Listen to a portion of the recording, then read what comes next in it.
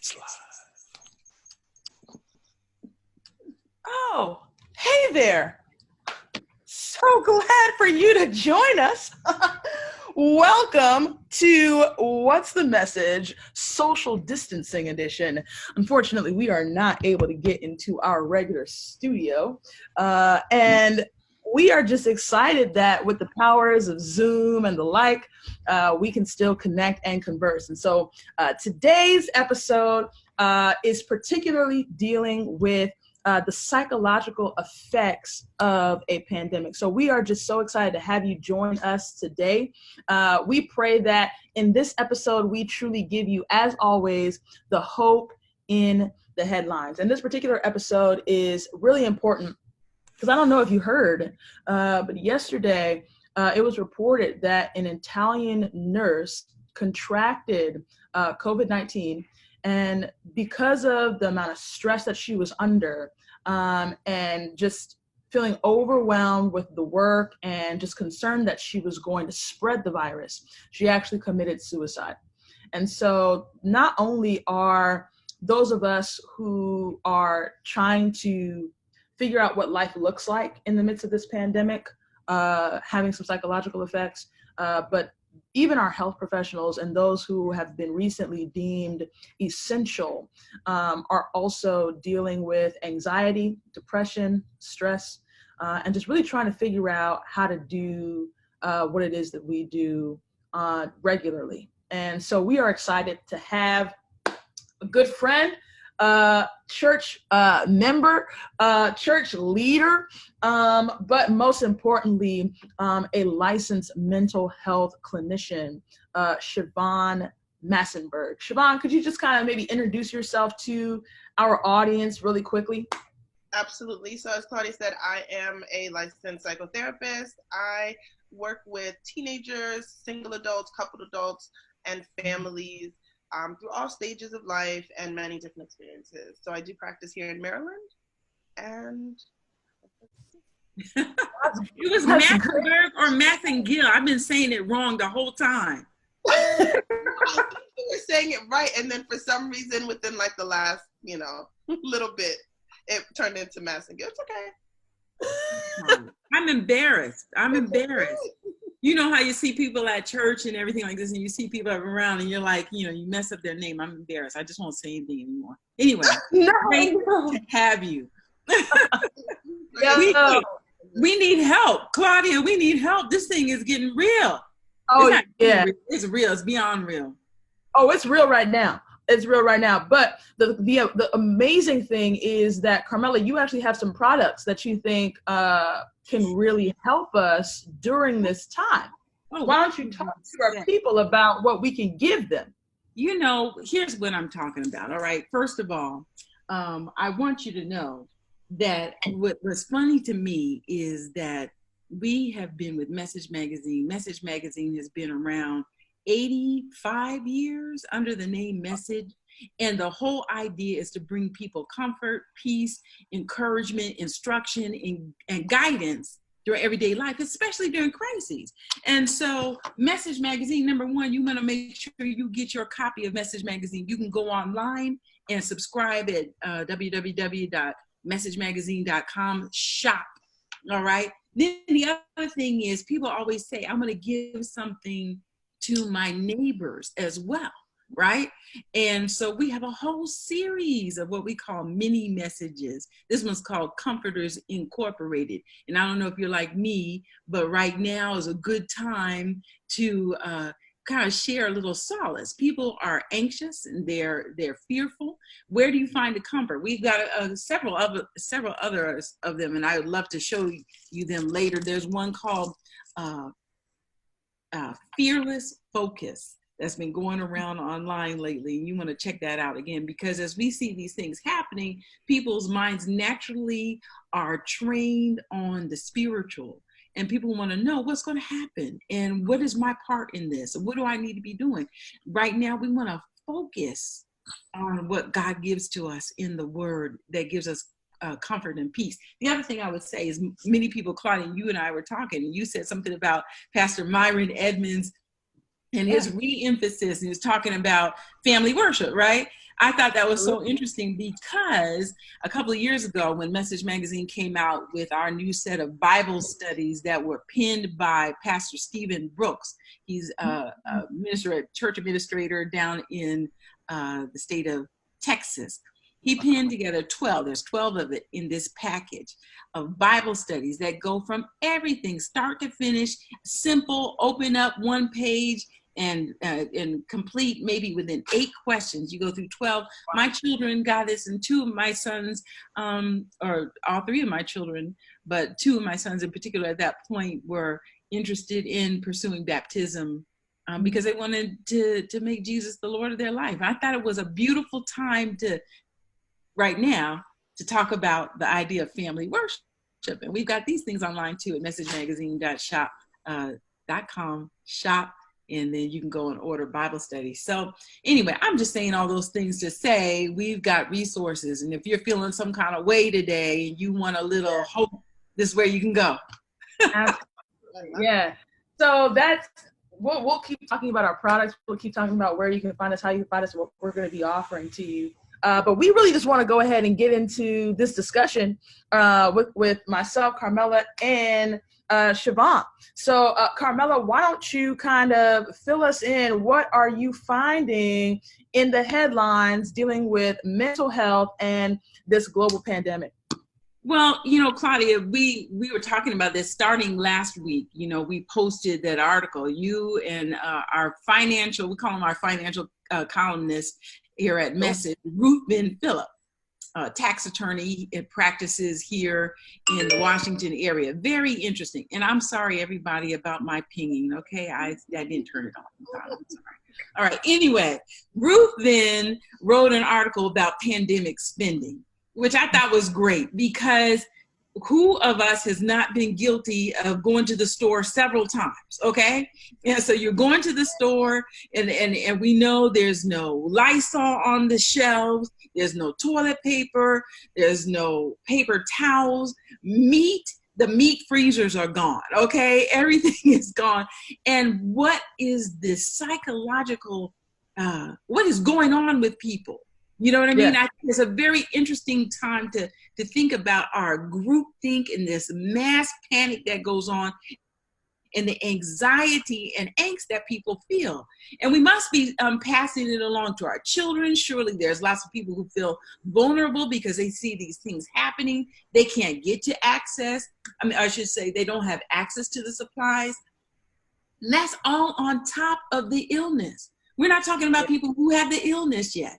And so in my reading, as I'm going through, we realize that the pandemic is not just physical, but the pandemic is mental. There's a pandemic now of fear, a pandemic of anxiety and distress and despair. And I'm like, we need to get a handle on this right now so we can make it through. Am I making sense, Shivon? Absolute sense. And it's funny because that is exactly what happened. So it's panic, but not preparation, right? So there's a difference. And so what individuals think they're doing is preparing, but it's out of panic. And it's a reaction. They're reacting to what they're hearing as opposed to kind of processing it first and then saying, okay, so what is it that I genuinely need to do in this moment? And so that's kind of the springboard for a lot of the reactions that take place. And that's why we're seeing all our shelves empty. I went to Costco and it was like, they literally have a whiteboard out and they just keep adding items. They're like, don't ask us. Here's an additional item that we're out of at this point. So, I think that when people think of, what they see as a crisis, they're kind of like, okay, I'll never be able to leave my house. And what am I going to do if that's the case? I'm going to hoard, essentially. I'm going to hoard so I'm never without. It's this feeling of if I can be with these things, it will somehow pacify my situation. It will somehow help me through my situation. And reality is what we're doing is we're looking at one element of it, but then they go to the next one, right? So now I have all this stuff stocked up, and then, as you said, Carmela, now I'm going back. because wait, I forgot something. Because Yes. address the underlying issue. What are you feeling? You know, how this is panic. You're anxious about it. You're stressed about it. How do we process that? How do we get through it? Because if you don't, you're going to continue to react, and it's going to be the next step and the next level. If that makes sense. Man, no, that's so good, Shivon, because I'm gonna be honest, I have been constantly trying to figure out, and I think I've talked about this with Carmela, with so many different people. I don't get the paper towels and the toilet paper. Like I don't get it. Like, and it's like, okay, fine. You want to go to the store, you want to stock up on green beans, you want to stock up on corn. All right, that water, I even get water. But I'm like, man, why are people getting so much toilet paper and paper towels? But I think that what you just said really just caused me to really understand it, because basically what you're saying is that the hoarding of all of these products is serving as a pacifier to various emotions that people either don't know how to process or are intentionally trying not to process, for whatever reason. It's like, rather than kind of sitting and saying, okay, what am I actually feeling right now? What is making me want to go out and buy like 30 rolls of paper towel? And how can I figure out and almost kind of come to the realization that I don't need 30 rolls of paper towels? Because the other aspect of it is that there are people who might not even be in a financial position to get one. So it's almost like a chain reaction, right? It's like, so you are hoarding because of how you're feeling, but now you are causing even greater anxiety and depression in somebody else who now can't get at all, because you got 30 rolls of paper towels at your house that you're not gonna use. Well, I guess you will use them. You just won't need paper towels until September. Well, I have to say right here, number one, it's not that we are saying that toilet paper is not important. Okay? No. Let's be clear about this. This is not that this is something I do not need. Okay? I need toilet paper. You need toilet paper. Oprah's world needs toilet paper. Okay, that's what I'm saying. You get a toilet paper roll. You get paper towels. Some for everybody. But that's the point. There should be some for everybody. But what I heard you say, Shivon, is that, and what Claudia is saying as well, is that the run on the market for whatever it is being determined by an external stimulus, rather than an internal rational need. Is that what I'm hearing you say? Accurate. Right, exactly. Now, the other element to that is, wait, if you two are going out and getting toilet paper, what's wrong with me? Why I'm not going out and getting toilet paper? Because now everybody else is going to be prepared and I'm not. And who can I go to get some? So now I need to follow suit, right? So a lot of it is also kind of, it's easy to say that I'm reacting and I'm not processing what's internal, right? But the reality is so many individuals were already in a state and a position where they weren't addressing what they were feeling internally, pandemic aside, right? On a level of everyday life, I wasn't sure how to process my stress or how to process certain events and happenings. And so now you put this on top of it, and it is even more so a operation out of kind of just out of sight as opposed to full knowledge. Because how do I assess what I'm feeling, right? I always say everybody needs support. It's not about if you need someone to talk it through with. It's more so like when. So now we're looking at, are people realizing that I'm in a state of panic, I'm feeling anxious, and that's okay, because some people are not even there yet. They don't even acknowledge the state that they're in. Now what do I do with it? I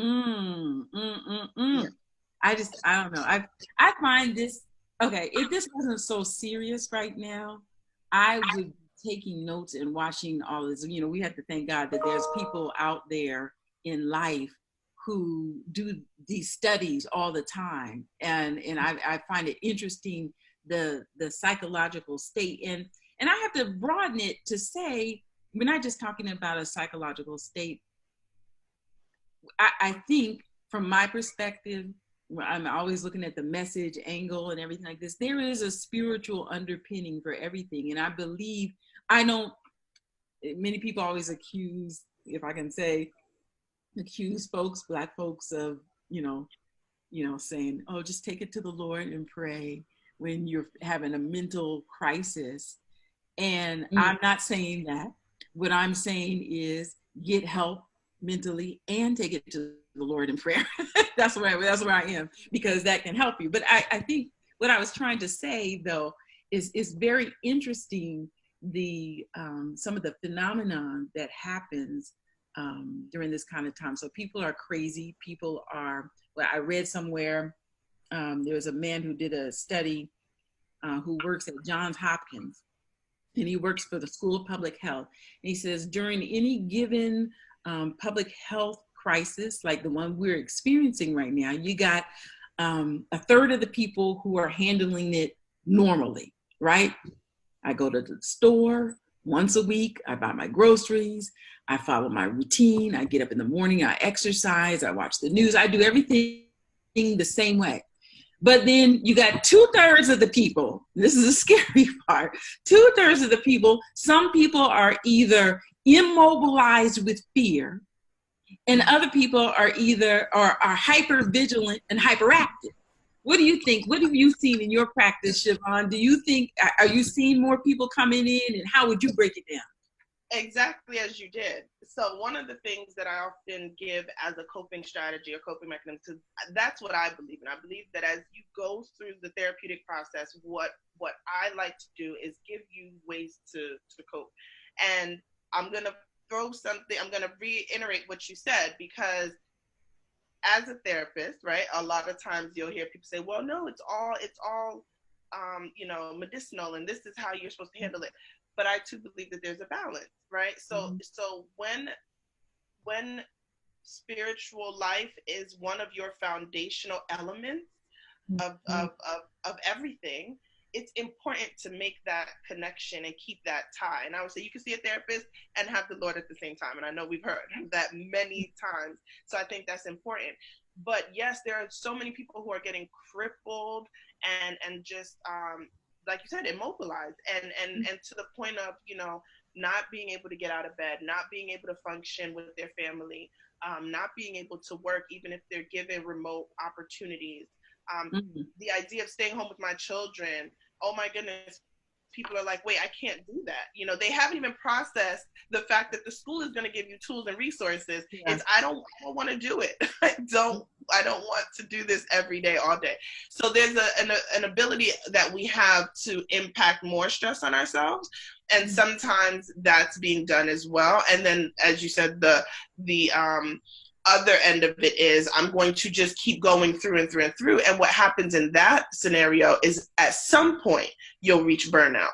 So, I always tell people try to keep your schedule as consistent as possible. And I like how you referenced, get up in the morning and I eat my breakfast, or I go exercise, whether that's now transitioning to doing it at home, or what that looks like might be different, but you're still getting those endorphins moving. You're still doing the things that you like to do. And maybe now that the kids are home, it's a great time to start with family worship, and it's a great time to exercise together. So it doesn't have to look completely different, but there will be some differences, but we have to try to see, can we keep it as similar to our daily routine as possible? Got you. I think that's really great, Shivon. I gotta throw the wrench in here. This is not my experience. I'm not married. I don't have kids, so I'm in this spot by myself. But I keep hearing that the saints are becoming weary with their quarantine squads. Okay, the folk are getting tired of these children. They are tired of the homework. They're calling the teachers apologizing. Okay. I mean, I saw this one meme and it was hilarious. It had like 4 different people all seated in different parts of the house, just stoic, like, just, you know, like, I'm sick of these people. I don't want to see nobody. I don't want to talk to nobody. How are our personalities and you know, just different things like that potentially clashing and affecting our mental health? You know, like, if you have anxiety, right, and you're already stressed out about this whole situation, you're concerned about a parent in a nursing home, or you've got whatever, and then you've got like a 4-year-old that's, you know, asking you questions every 5 minutes, you know, are people, you know, like, rightfully anxious, rightfully upset, rightfully, you know, kind of losing their minds, pulling their hair out right now, you know? I always say that every emotion is a valid emotion. Every feeling is a valid feeling, right? So what you feel, no one should dismiss, because that's your experience, right? So when we talk about validity, that's my standpoint on that. So it's funny because, of course, 3, 4, 5-year-olds, 6-year-olds, and teenagers even have their own personalities that can kind of be nerve-wracking and keep poking pins at you. And if you thought that there were conflicts prior to this, just lock them close, you know, and keep them in there together days on end. So you can only imagine how it evolves from there. I do think that the bigger element of it is that as the adults, we have a greater responsibility, right? And so initially we need to address and attend to what we are feeling, because oftentimes you'll see parents will react, whether it's with their spouse or their children, because of what they're feeling and the fact that they've not processed their feelings. Any little thing will be magnified, right? So in that, I say mindfulness, right? And you notice I say mindfulness and not meditation alone. Mindfulness could be your devotion time. It could be a prayer. It could be, you know, time hiding in the bathroom.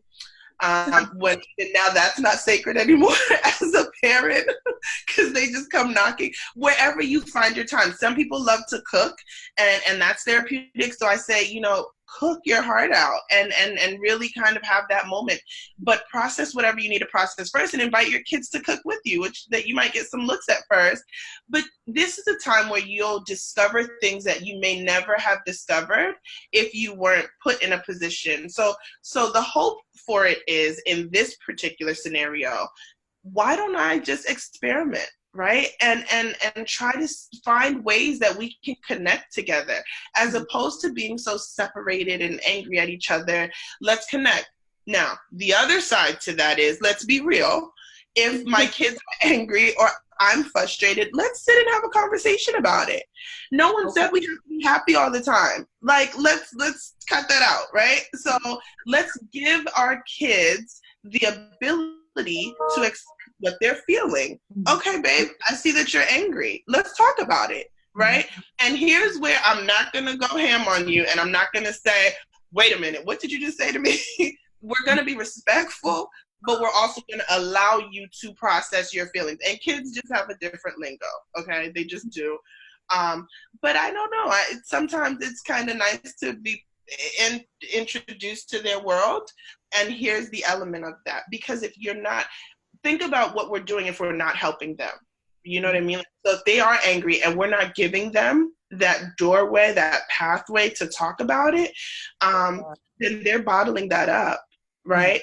And Claudia, you mentioned being there by yourself. So I want to kind of also make note of that, because that's just as serious as those who are in a home with other people who may not like each other all the time, right? They have options. They have options. These 10 minutes, I don't like you, but the next 10 minutes, because I want to ask you, can I get some extended iPad time? I do like you, Mom, so I'll come cuddle with you, right? Right. So, Sure, you know what I mean? But as someone at home by themselves, that isolation, that feeling of isolation and loneliness can set in even more if you're not aware of what you're feeling, you know, as single individuals living at home too. So there's kind of a note on both ends. Oh, I love that. You know, I love that because I read about both of those things. I read that, and where is it that I had?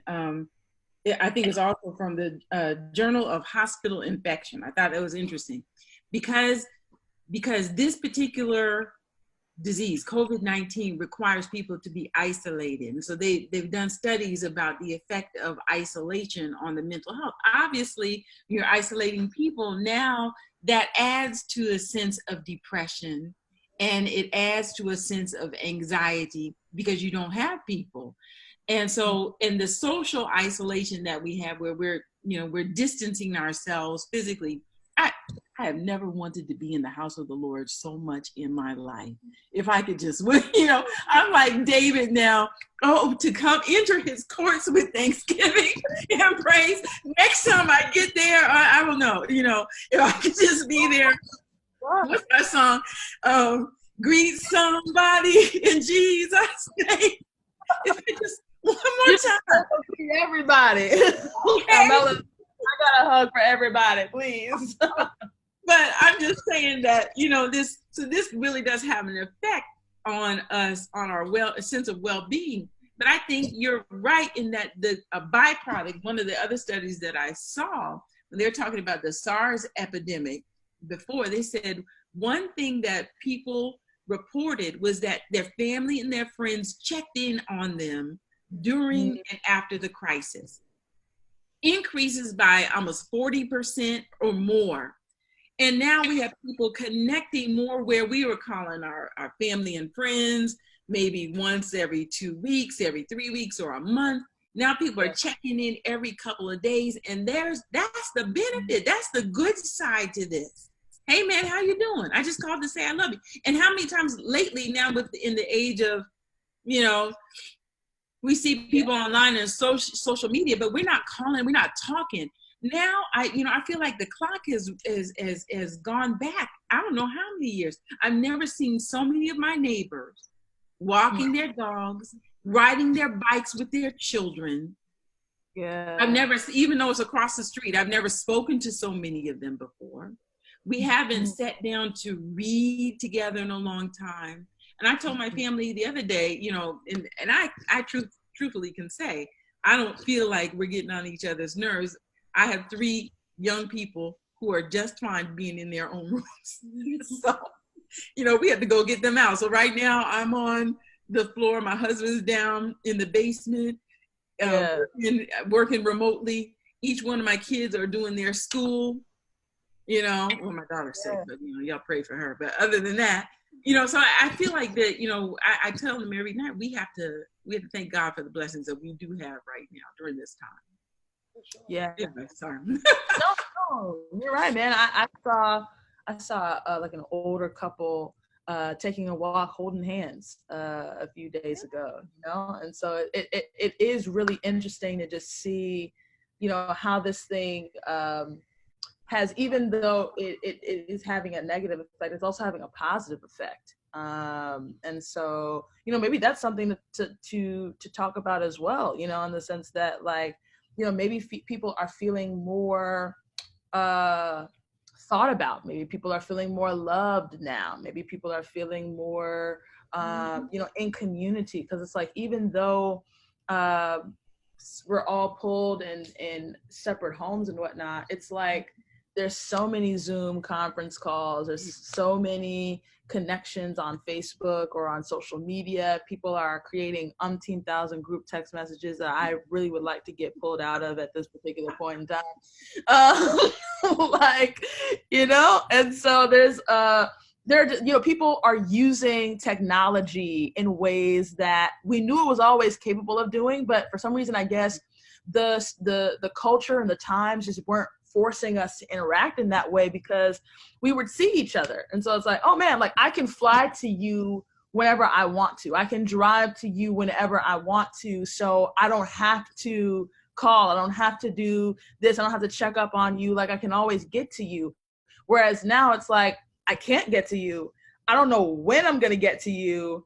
And if I get to you, you might not even be well. So that it's like people are like really trying to be intentional about, kind of reaching out, which is definitely good. Mm-hmm. I think it's an awesome thing. I think technology has spoiled us to a certain degree.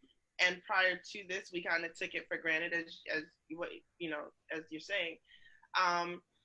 There was something I was reading, and it was talking about how it broke down the manners in which people kind of relate to one another. And the highest percentage was face to face, because of course, as humans, we take note of like facial cues and things of that nature. And so the beauty of it is with FaceTime, with all these other, you know, tools that we have at our fingertips, the positive side is that it doesn't remove us from still seeing one another, right? We can't touch one another physically, but we can still see. And if nothing else, that's a state of reassurance for individuals, because I can see you and I can see that you're well. Even if someone's under the weather, I can still connect with you. And as we look at each other face to face, we can pray together. We can have a conversation, you know. For the little ones or even teenagers, it's nice because we can still stay connected, right? I can still show you like the little things that I'm doing over on my side. And, you know, for little kids, it's like show and tell with aunts or grandparents or, you know, all their little friends even. It's phenomenal to see the way that it's unfolding in that positive realm. You know, play dates via the computer, and the kids are like, what? How am I gonna have a play date? And then they get on and it's like nothing's different. I want to show you my toy, and I want to, you know. So again, remembering that as adults, we have so much of the string, if you will, to kind of determine which way it's gonna go. And so checking in on how you feel is super important with yourself. And I always say, do it every day. You know, when you wake up in the morning, how am I feeling this morning? You know, before you go to bed, like, how was my day? It's easy to get stuck in the mundane of it all, especially when you're home every day. But check in with yourself and ask yourself, you know, what did I feel I missed today? You know, and it might be a conversation. Be honest with yourself. You know, I don't really feel like I connected with someone today. Even if you have people at home, it might be that you want to connect with somebody else. You might want to connect with a good girlfriend because everybody at home doesn't understand, you know, something that's happening while you're working remotely or something like that. Just act on that.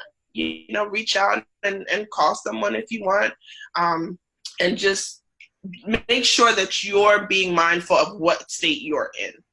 If that makes sense. Yeah. No, that makes total sense. So you kind of mentioned this a little bit, but what do you think are some really good activities? I know you said kind of like talking to yourself, or, you know, maybe asking yourself questions, maybe journaling, but like, what does that really look like? What does like me checking my feelings or figuring out my feelings, and now I have to also speak on behalf of the people that are like, feel my feelings, check my feelings.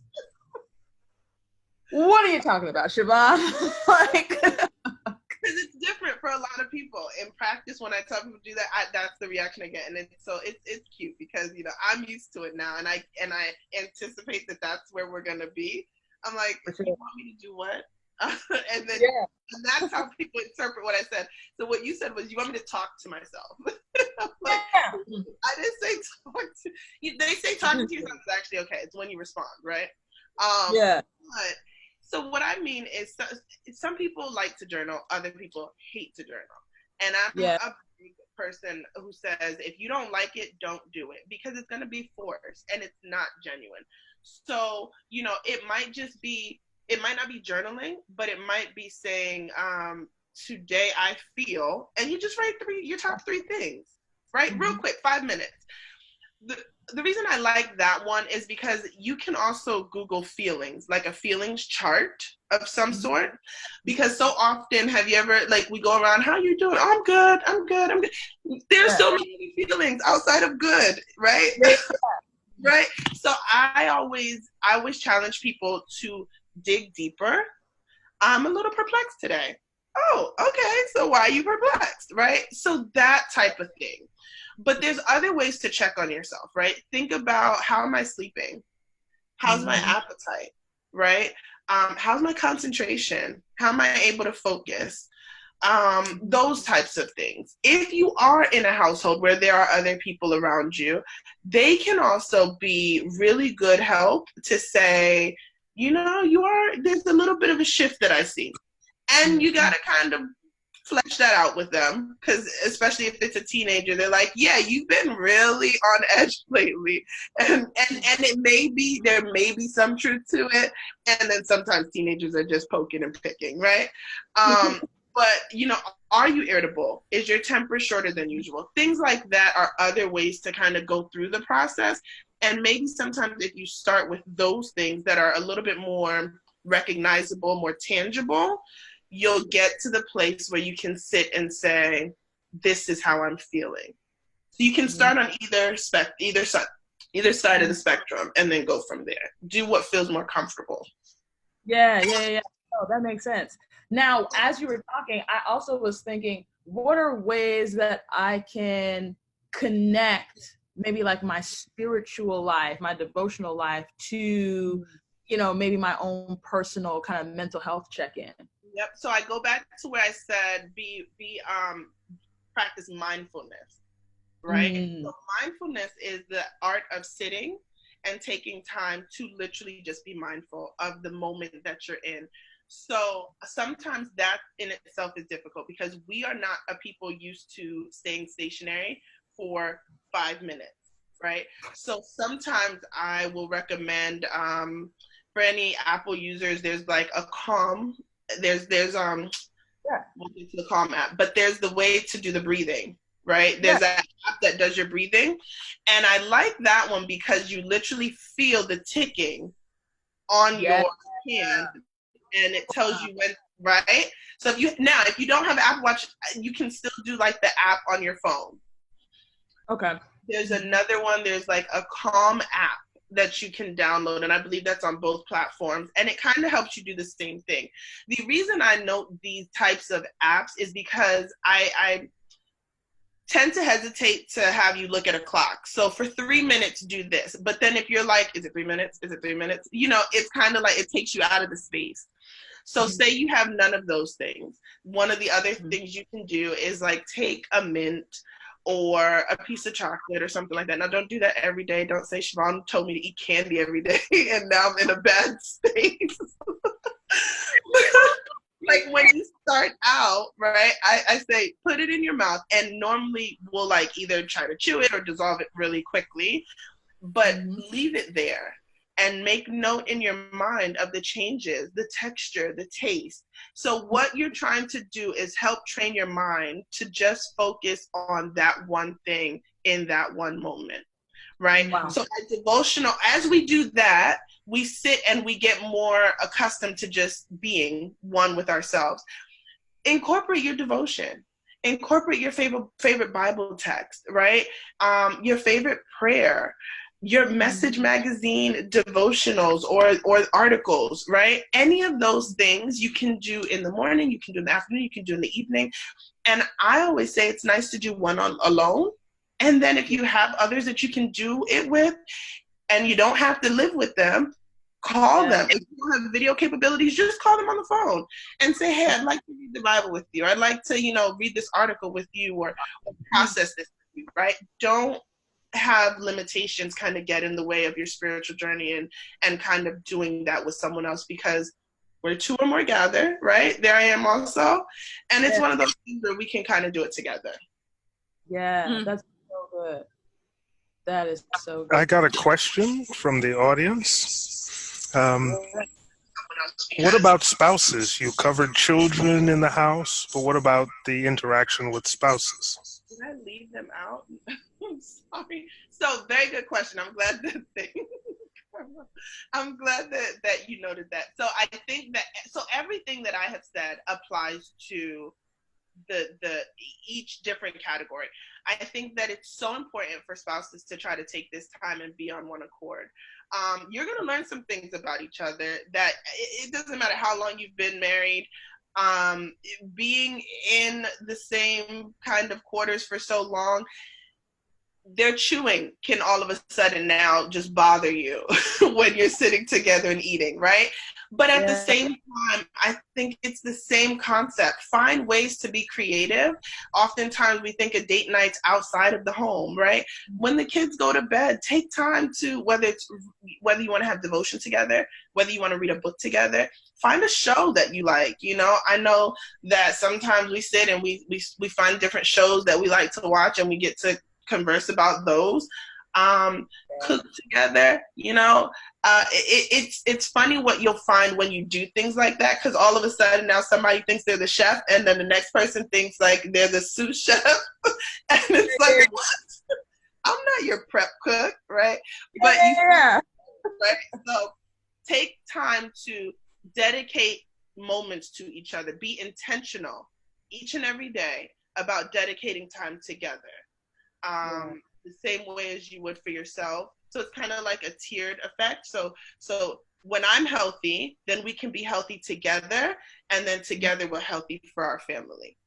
That's so good. You know, another question came to my mind.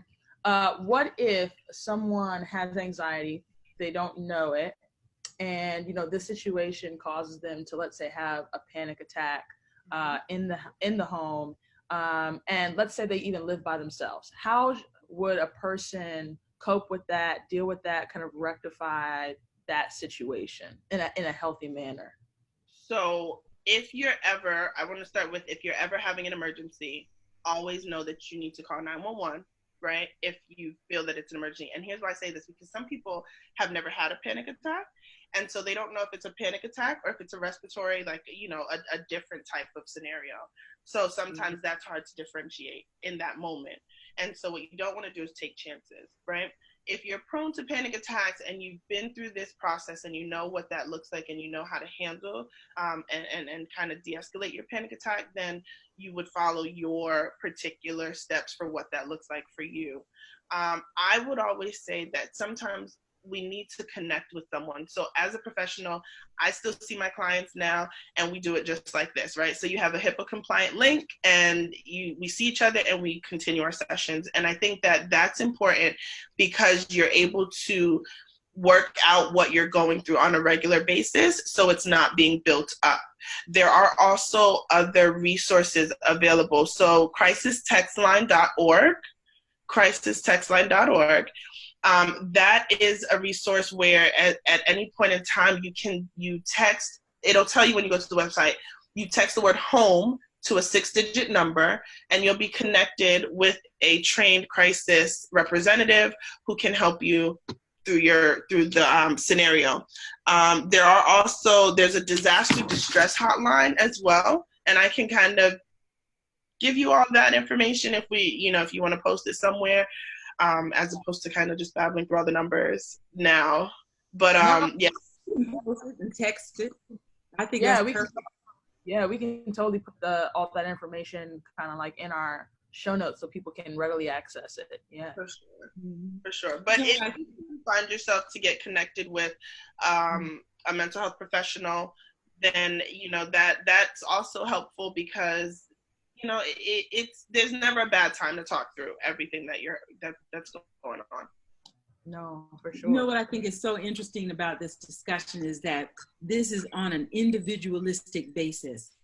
Checking in, while we take this for granted, everything that you're saying, maybe we've heard before, we've tried to practice before, but what we are realizing now during this global pandemic is that each one of these bricks in the house, when Carmela takes care of herself, when Claudia takes care of herself, when Shivon, and we take care of our families, Robert and his family, each one of those bricks keeps things together. So a disaster is known by, there's an old quote I thought was interesting in a sociological journal back in the 30s, is that the disaster is known by the way the people respond.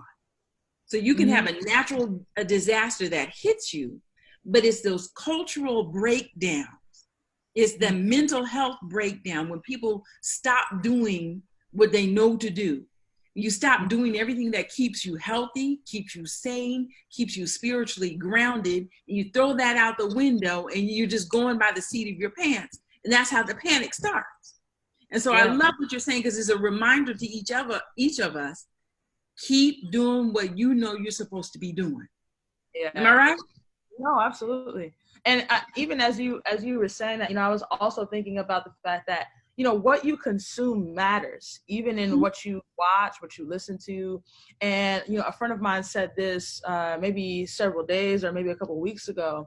But it's like, we've watched so much doomsday stuff that we are actively reacting based on the movies that we've seen, and we are creating a movie because this is what we have consumed in terms of this is how humanity should deal when being in a situation like this. And so because I feel like, Will Smith and I Am Legend, now I'm gonna go out and get all this stuff or and my thing is, I feel like we should be feeling like Denzel Washington in Book of Eli, and everybody just needs to go memorize the Bible. That's basically what you just need to go do. Okay.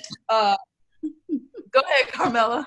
No, I was just gonna say that, yeah, that's the way I'm feeling. I've been pulling it out. Let's look into this. Let's put some things back into the memory. And I'm not saying it on a panic basis. It's just a realization that now when I need something to hold on to, you want to be able to have those promises that are in your head and in your mind and in your heart, No, absolutely. I mean, Pastor Emil Peeler said in a sermon several years ago at like a camp meeting I was at when I was maybe like a teenager or something, but it just like really stuck with me. He said, you cannot stand on the promises of God if you do not know them. And, I think that that's just kind of the reality of the situation is that, whenever you are in panic, whenever you are experiencing anxiety, whenever you are in crisis, whenever you are, dealing with whatever is going on, you are going to immediately pull on, whatever your default coping mechanisms are. And that's the reality of the situation, right? And so I think that that's why in the midst of this pandemic, states are considering liquor stores and weed depositories to be essential establishments that should not and cannot be closed. It's because people cope in crisis with alcohol and drugs. And it's sad that that's even something that we have to say is like, okay, because it's like, man, we've got hundreds of thousands of people that are stressed out, stuck at home, and now it's like, their outlet is going to be, alcohol and drugs. And then on top of that, you've got, kids, teenagers, people, wives, spouses that are going back to homes that are not even safe and healthy. Yeah. Going back into abusive, they're leaving schools and going into abusive situations, or the situation is exasperating certain people. And then when you add that to alcohol and drugs, you just create a firestorm of just abuse in the home that people are dealing with, man. Shivon, if you could maybe just like speak to that a little bit, like if you are someone who is in a home in an environment right now, and you're being abused, or you're not in a place that's safe. Like how should a person like that kind of cope and deal with their situation, but also how can they even potentially get to a safe space or figure out how to deal with that, in something that's so quarantined, everything's so shut down right now, So that's a phenomenal question, and I'm glad it came up. So the domestic hotlines are still open, and they are literally getting themselves prepared even more so than they normally would be to handle just that. I was getting updated on some of that just recently, in that they understand that these are the elements of life that are taking place at this time. And so at any point in time, that'll be another resource that we add to that list, so that individuals know this is also a So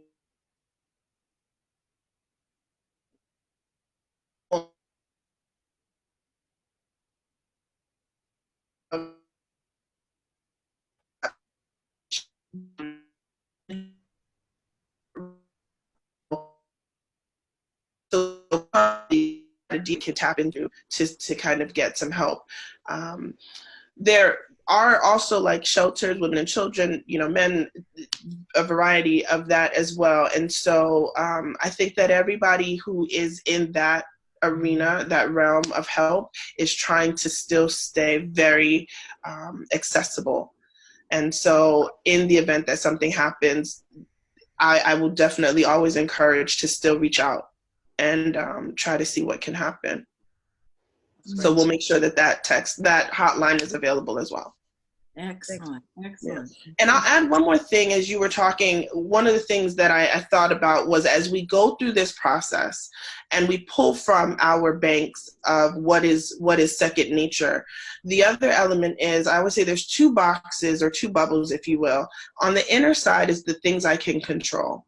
And then on the outer side are the things I cannot control. And your outer side is always, your outer circle is always going to be bigger than your inner circle, right? Rightfully so, because there is always so many other elements happening around us that we have no control over. And what we have to try to do is come to a space and a place internally where we can be accepting of that. And so when something occurs in our life, such as, not having toilet paper, that can send somebody into a moment of anxiety. What am I going to do financially? How is this going to happen? So for instance, let's take financial. I can't pay my gas bill. What am I going to do? Okay, things I can control, things I cannot control. How can I control this, right? Maybe that process helps me to see that what I need to do is reach out to the gas company, right? And find out what's available to me. And then I'll realize, okay, there has been something put in place where I won't be turned off at the moment or something of that nature, right? So these are the things that we can kind of navigate, and it'll help us to see, is this something that I need to continue to kind of allow to process within me, or do I have to kind of say, is there a way that I can let this one go because there's elements that I can't control? Mm-hmm. So two circles. So good, Shivon, man. Thank you so much for being on here. I mean, you dropped so many gems, particularly that last one. I just felt like was so good. So we just want to encourage all of you that might be dealing with this COVID-19 pandemic, might be feeling right now just an overwhelming sense of anxiety, depression, overwhelm. Just know that there are resources out there. There are therapists who are still working tirelessly to aid and assist you. There are text chains and hotlines where you can get in contact with resources and individuals who are ready on the spot to not just kind of de-escalate your situation, but provide you with the resources, the assistance, and maybe even the escape that you might need to get out of what might be an abusive, destructive, unsafe environment. So we just want to remind you that, one of my favorite scriptures is in Philippians, and it says that you do not need to be anxious for anything, but in everything, with prayer and supplication, make your requests known to God, and the peace of God, which surpasses all understanding, will guard your heart and mind. And if anything that we have learned and gained from Shivon today, it is that we can connect and combine our mental health coping practices with our spirituality. So make sure that you are practicing mindfulness. Make sure that you are, if you're a writer, get into the journaling. If you are into exercise, maybe find a balcony or a backyard or some place that you can go outside and just stretch and walk and try to loosen yourself up. And most importantly, as you said at the end, just recognize your circles. I really like that. What can you control in the smaller circle? And what are the things that you cannot control? And what are the steps that I need to take to realize that and to lessen any anxiety that I have around the things that I cannot control. Mhm. So we pray that this has been a blessing to you. We pray that you like, comment, share. We want to have this conversation with you ongoing and into the weekend. So make sure that you let us know, what are you thinking? What are you feeling? And how can we be of assistance to you? As Shivon said, we are going to make sure that every single one of those resources are available to you. We're going to provide the links. We're going to provide the phone numbers so that you can get the help that you need during this really difficult time with your mental health. Make sure that you are subscribed to Message Magazine. We've got a newsletter. We've got the bi-monthly print issue that it is filled, I'm telling you, filled with content that you absolutely do not want to miss. And our print issue content does not always end up on the website. So you really got to make sure that you are signed up and subscribed to the print issue. Make sure that you've given us your given us your email on the website so that you can get the newsletter.